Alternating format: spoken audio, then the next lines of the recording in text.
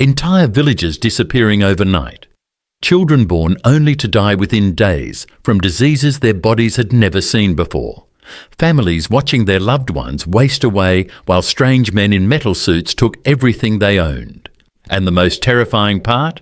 This nightmare lasted for over 400 years, and most people today have no idea how bad it really was. You're about to discover the darkest period in human history that textbooks don't want to teach you.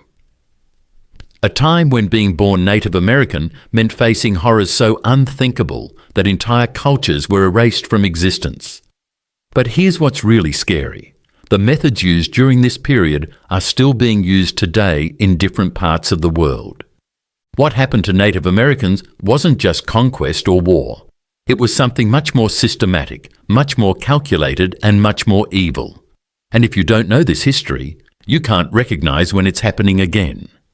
The year was 1491. Native American civilizations across North and South America were thriving. Cities larger than London or Paris stretched across the continents. Advanced farming systems fed millions of people. Complex trade networks connected cultures from Alaska to Argentina. The population of the Americas was somewhere between 50 and 100 million people living in sophisticated societies that had existed for thousands of years. Then, in 1492, everything changed forever. But it wasn't the arrival of Europeans that made this the worst time to be born Native American. It was what came after. What came after was so devastating that by 1600, over 90% of the Native American population was dead. Not from wars or battles, but from something much more sinister. The first wave of destruction came from diseases that Europeans brought with them. Smallpox, measles, typhus, and plague swept through Native American communities like wildfire. But here's the part that will shock you.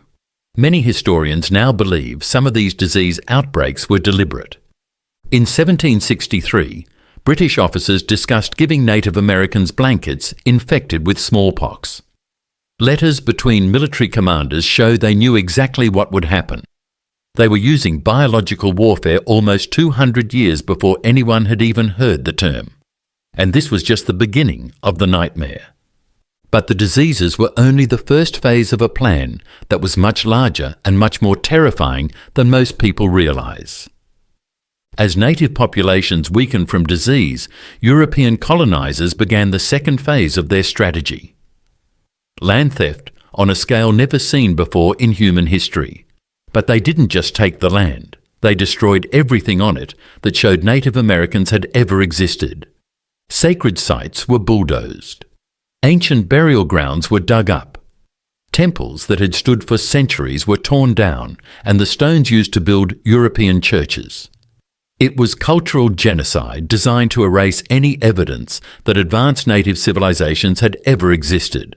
But even this wasn't enough. The colonizers knew that as long as Native Americans maintained their languages, their religions, and their cultural practices, they could potentially rebuild their societies. So they launched the third phase of their plan. Children were kidnapped from their families and forced into boarding schools hundreds of miles away. These weren't schools in any normal sense.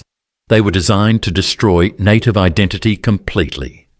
Children were beaten for speaking their native languages. They were punished for practicing their religions. They were given European names and forced to forget their real identities.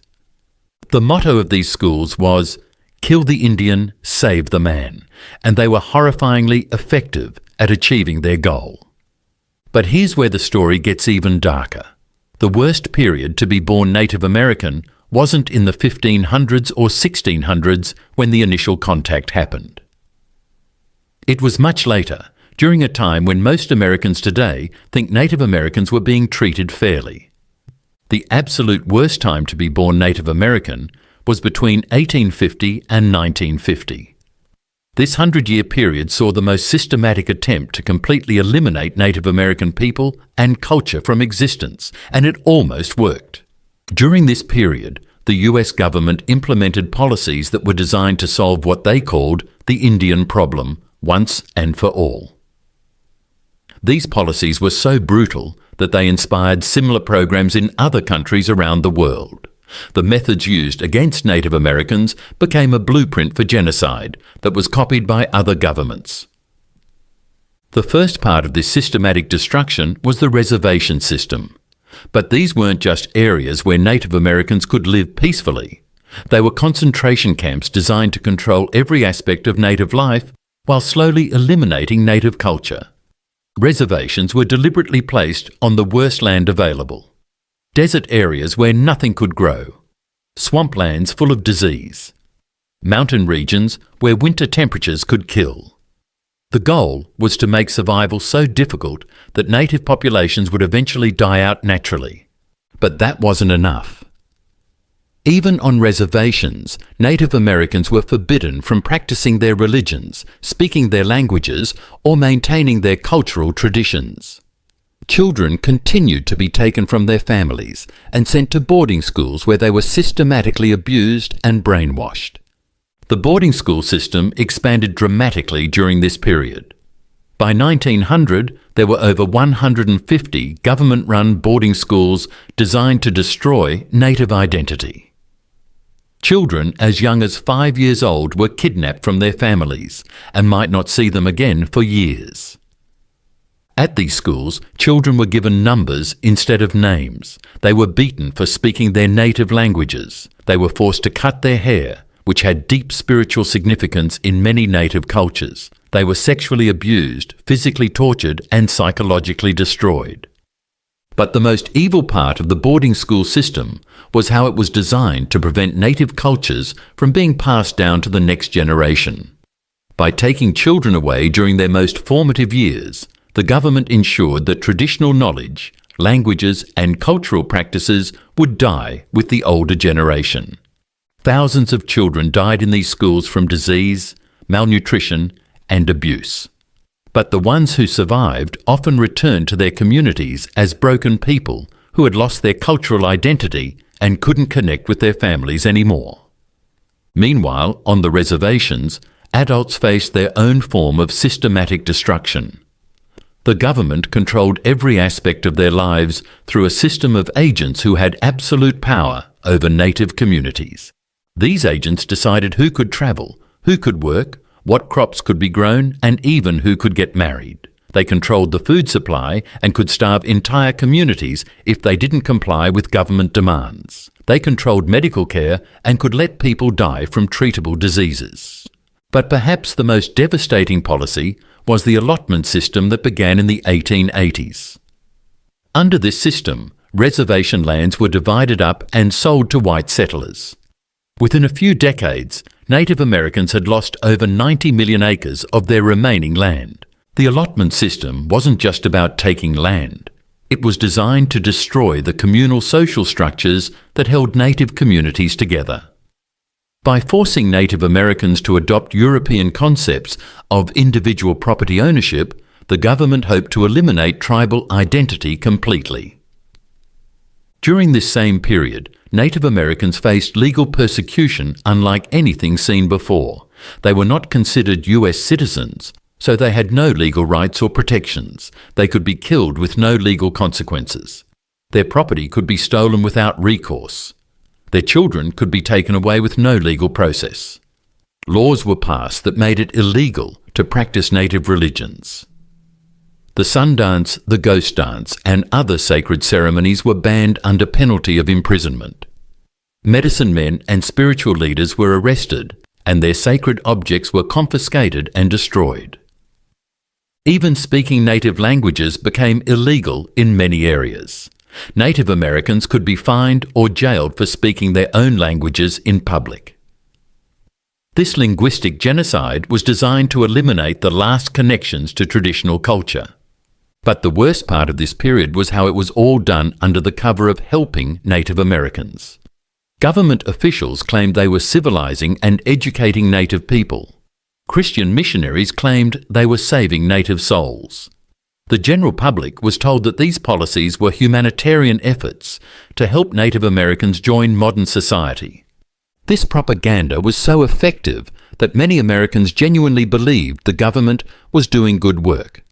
They had no idea that behind the scenes, officials were implementing policies specifically designed to eliminate Native Americans as a distinct people. The psychological effects of this systematic destruction were devastating. Entire generations of Native Americans grew up without knowledge of their own cultures, languages, or histories. They were taught to be ashamed of their heritage and to see their traditional ways of life as primitive and worthless. This created a cycle of trauma that passed from generation to generation. Parents who had been abused in boarding schools often couldn't form healthy relationships with their own children. Communities that had lost their cultural practices struggled to maintain social cohesion and identity. The effects of this trauma are still visible in Native American communities today. Higher rates of suicide, addiction, and mental health problems can be traced directly back to the systematic destruction that took place during this period. But here's what's really terrifying about this story. The methods used against Native Americans during this period didn't disappear. They were refined and used against other groups around the world. The boarding school system became a model for similar programs in Australia, Canada, and other countries with indigenous populations. The reservation system inspired the apartheid system in South Africa. The propaganda techniques used to justify genocide against Native Americans were later used to justify the Holocaust in Europe. The legal frameworks created to deny rights to Native Americans became templates for oppressing other minority groups. Even today, these same methods are being used against indigenous and minority populations around the world. Forced assimilation programs, cultural destruction, land theft, and systematic discrimination continue in many countries. The blueprint for genocide created during the worst period of Native American history is still being followed. This is why understanding this history is so important. When we recognize the patterns and methods used during this dark period, we can identify when similar processes are happening today. We can recognize the warning signs before systematic destruction reaches the point of no return. The Native American experience during this period shows us how quickly advanced civilizations can be destroyed, how easily entire cultures can be erased, how propaganda can convince ordinary people to support horrific policies, and how trauma from systematic oppression can affect generations. But it also shows us the incredible resilience of the human spirit. Despite everything they faced, Native American communities survived. Languages that were forbidden are being revived. Cultural practices that were banned are being restored. Sacred sites that were destroyed are being rebuilt. Today, Native American populations are growing again. Traditional knowledge is being recovered and preserved. Young Native Americans are reconnecting with their cultural heritage while also succeeding in modern society. But the lessons from this dark period remain crucial for everyone to understand. The methods used to nearly destroy Native American civilization are still being used around the world today. And if we don't recognize them, if we don't learn from this history, we risk allowing similar tragedies to happen again. The systematic destruction of Native American civilization wasn't just a tragedy for Native people, it was a loss for all of humanity. The knowledge, wisdom, and innovations that were destroyed during this period could have benefited everyone. The medical knowledge, environmental wisdom, and social innovations that were lost are gone forever. This is why everyone needs to understand this history. Not just to honor the memory of those who suffered, but to recognize when similar patterns are emerging in our own time. Because the capacity for systematic oppression and cultural destruction didn't disappear with the end of the boarding school era. It's still there, waiting to be activated against any group that becomes a target. If this story shocked you and made you realize how little you knew about this crucial period in history, you need to see what I've discovered about the boarding school system that's still operating today in some parts of the world.